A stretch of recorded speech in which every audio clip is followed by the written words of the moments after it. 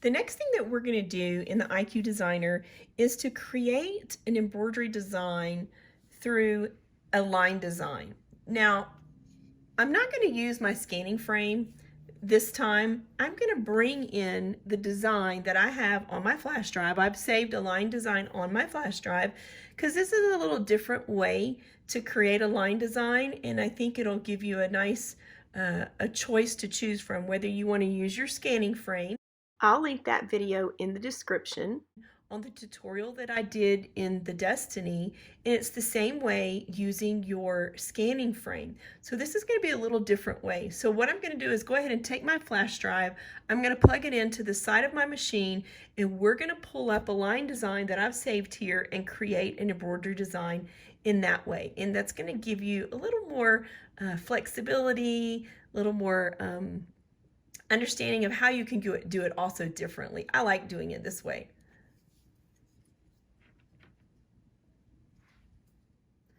Now that I've plugged my flash drive into the side of my machine, I'm going to go into IQ Designer, and here we have our main screen. And in the upper right hand corner, we're going to have that little fern leaf with the arrow pointing to the right. Let me go ahead and just I'm still using my mouse here, and I'm going to go ahead and click that. And then that's going to give us the ability to make a few choices down here. I want to create a line design. So here you have image scan, line design, and illustration design. We're going to choose line design. And I'm not going to touch scan because in this tutorial we're not using our scanning frame. So we're going to come down here to where importing an image file. And so I'm going to choose that first icon for the flash drive. That's where I plugged mine in. And you'll notice that on my screen, I have a couple of choices here to choose from. And I chose to save these line designs onto my flash drive as a JPEG. So I'm going to just select the first one. And I'm just going to let the machine think for a little bit. And the moment it generates and brings the JPEG up, it's going to appear right over here to the left. So now that I have it, I'm going to touch Set in that lower right-hand corner. And now we have the flower appearing on the screen itself. Now this is just a line design, a little flower that I drew on my iPad Pro, and I just saved it over to my Mac, and then I put it on my flash drive. So let's go ahead and look here. So you'll notice that you have these red arrows in the upper corner, upper left-hand corner and lower right-hand corner. Another thing you can notice too is that I have the size in that upper right-hand corner. See, it says 8.65 by 8.65. Well, I don't really want the flower to be that large. And in order for me to make it smaller, I'm going to crop. So I'm just going to hold my finger down and slide that arrow up. Notice how my sizing is changing in that upper right-hand corner. Okay, I kind of like that. I want to get close to the edge of the flower, but I don't want to cut any of those lines off. And now I'm going to grab the top one and bring that down. See, I'm a little over here. I don't want to be over. And you can create some really pretty things too by chopping off some of your design, but that's not what we're doing here. We want to keep our whole little flower intact. So now we've changed the size to the image here. Okay, so now that we've done that, in that lower right hand corner, we're going to touch OK, and then we'll touch Set, and now we're over on the area that we get to create in our IQ Designer. So now that we have our flower over here on our workspace in the IQ Designer, we can really start having some fun. It's already a line design because that's what we chose. We chose to create a line design.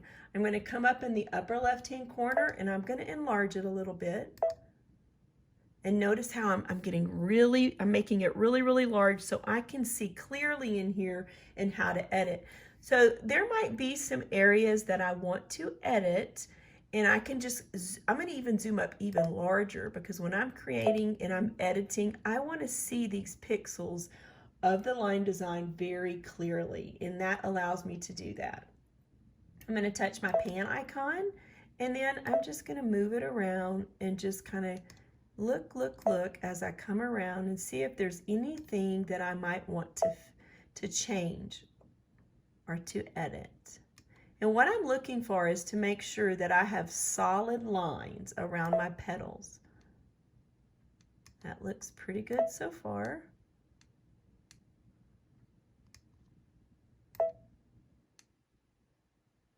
So far, so good. I like the way that looks.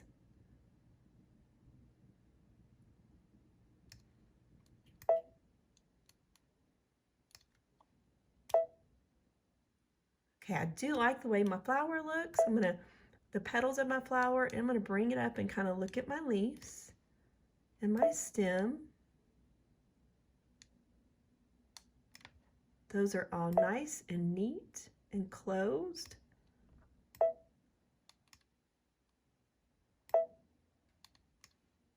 Looks good.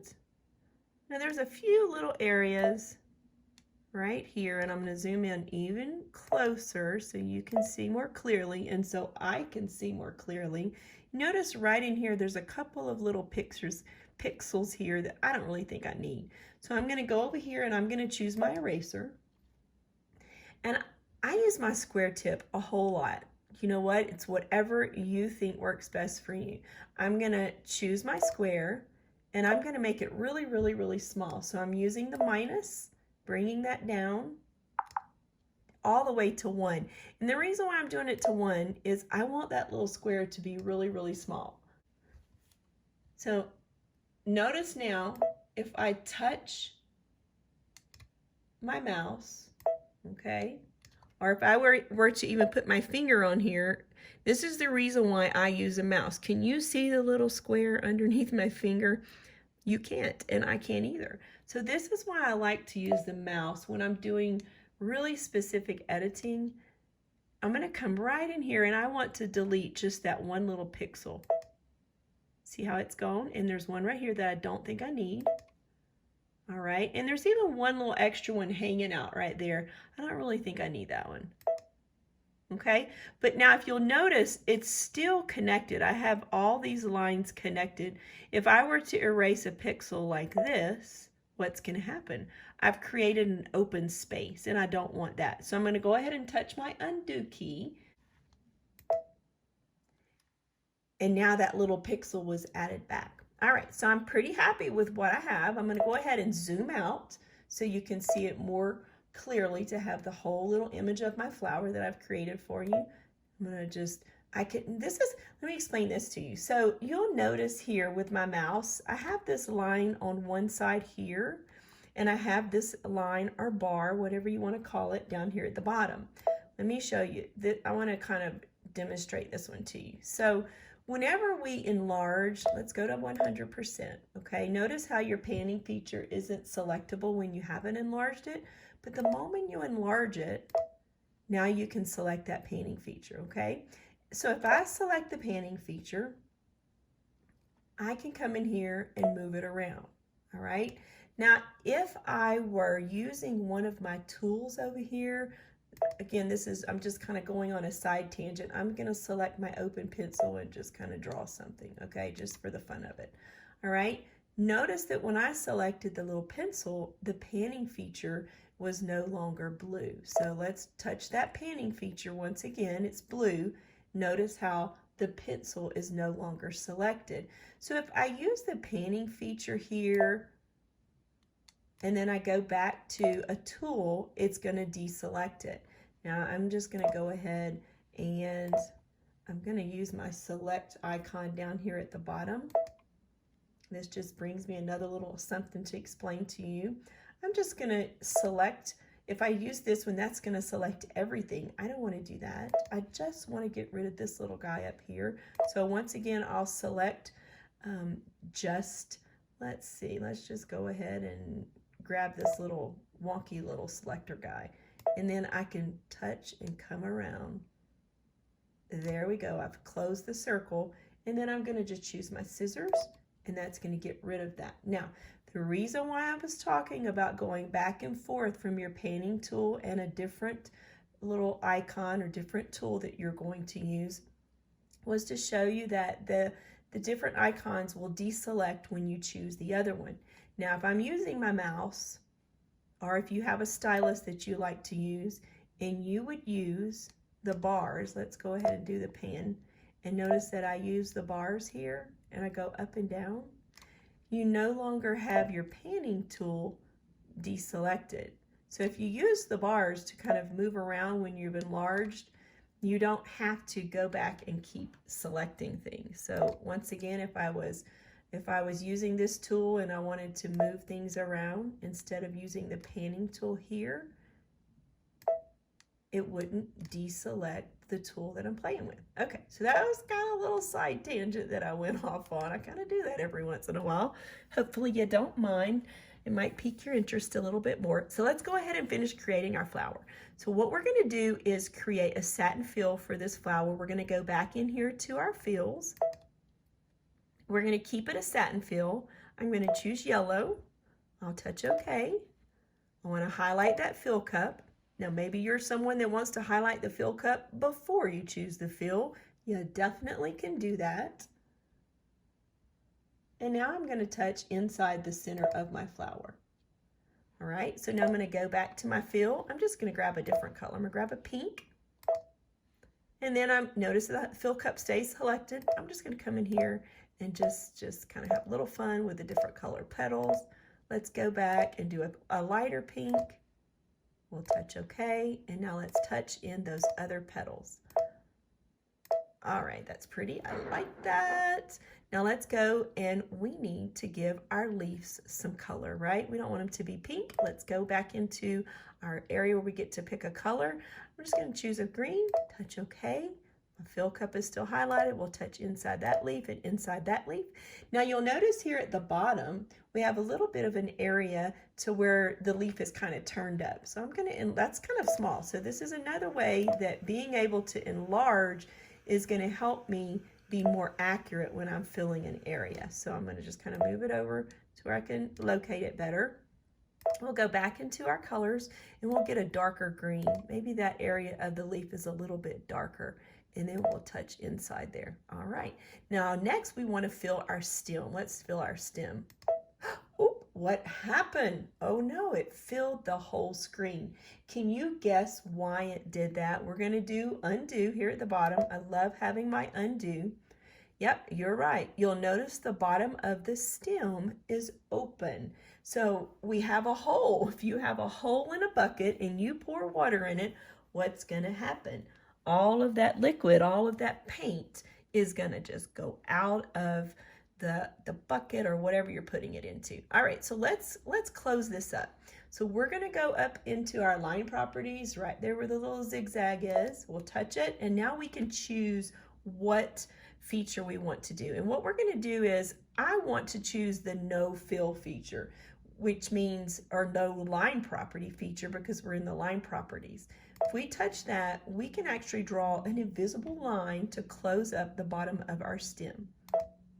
So now I'm just going to come here and I'm just going to randomly draw over. I'm not even trying to be real specific here. Oops, I kind of was talking with my mouse. Love that undo. Okay, and I'm going to even zoom up a little bit closer, and then we'll come down here at the bottom once again. So you'll notice I chose an invisible line to close it up with.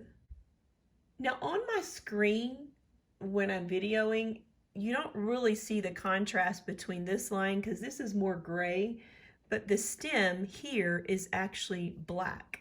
I can see the difference because I'm looking on my Solaris with my eyes, but because of my camera, you may not be able to see the big difference between this line and this line.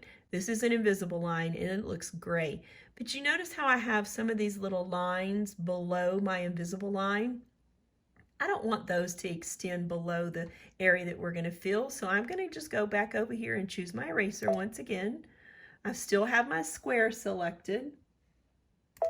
And I'm just going to come in here and just edit out. Now, I might be able to use a bigger square than just a 1, right? So I'm going to make it a little bigger by touching the plus sign. All right, so that's going to make my square bigger. So when Boy, I love that undo. So when I touch, notice how my square is larger. Now I'm just going to kind of come very gently up right there. And I'm going to take my finger off. And the reason why is if I were to hold my finger on my little left click of my mouse and I would have erased this and I would go and erase something else and erase something else, we'll just do that for the fun of it. And when I do undo, it's going to erase everything. So what I like to do is turn on my little eraser, erase exactly what I want erased, and then take my finger off my left click and do it in little bites. That way, when you continue forward, if you messed up and you actually erased more than you wanted to, if you do it in little bites, it's just going to undo in little steps. That's just a little Lori tip. That's what I like to do. Okay, so now that we have this all closed up here, I'm going to zoom out a little bit. And then once again, I'm going to go in and choose, well, we'll just stay with that green, right? That's the one we have selected. We'll touch our fill cup once again because we were playing around with some different tools, so we need to go in there and select it again, and then we're going to touch inside our stem. Let's move it up so you can see the bottom of the stem too. There we go. Now we've filled our flower stem with that pretty green, and it stayed within our stem, and I love the way that looks. How about you? All right, so there's our flower. And now it's time to bring it over to the embroidery side and take it to where it's going to be able to be stitched out. So we're going to touch next in that lower right hand corner. Oh, isn't that so pretty? That's so pretty. All right, I'm going to take it up a notch, okay? I like this, but don't you love to create just little areas within the flower that gives it a little more defined detail in it, and it makes it look more realistic. Okay, so I'm going to touch return because see, I love that I can go forward, change my mind, and go back and still just go ahead and edit a little bit and add to my design. So now that I've seen it, I'm just going to go back here. I'm going to go ahead and enlarge it also so we can see it a little better. I'm going to move it around. And what I want to do is just make some lines in here in our petals. So what I'm going to do also is come up into my line properties. Here at the top we have different tools that we can use. We can use the open pencil, the closed pencil, a straight line, or the little point-to-point tool, which is where it changes the angle of a straight line. But we're going to stay with our open pencil, but I want a straight stitch, okay? So I'm choosing the straight stitch. I'm going to go ahead and touch OK. And then I'm just going to touch and drag, touch and drag. Let's move it around.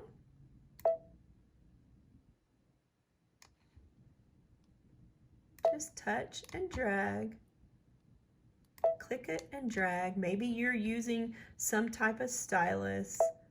You can do that also. I'll talk a little bit about a stylus that I'm using in one of the Destiny tutorials. You also can watch those. Touch and drag.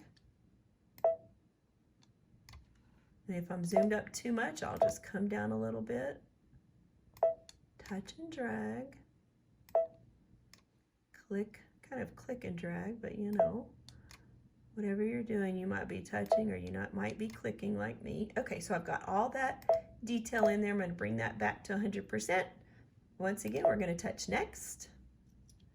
And now it's going to generate those stitches. Look how cool that looks. I love the way that looks.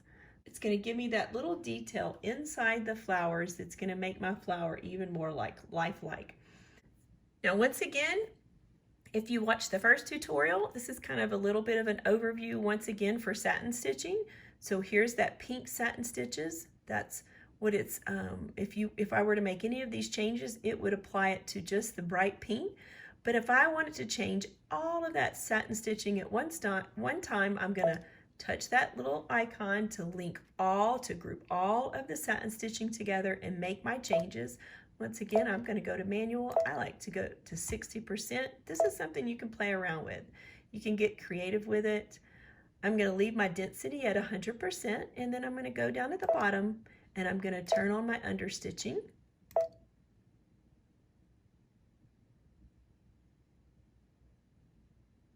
And I'm going to leave everything just like that. I'm pretty happy with that. I'm going to touch set in my lower right hand corner and OK. And now there is our design that we've created by bringing in a line design from our flash drive. We'll touch embroidery. You would hoop up your fabric, your stabilizer, and stitch out your pretty little flower. I hope this tutorial was helpful for you. Please click that like button and don't forget to subscribe. I'm going to have my Facebook group, my Instagram, and my YouTube channel noted here at the end, so definitely pop over there, like, join, subscribe, and hopefully I will see you next time on the next tutorial.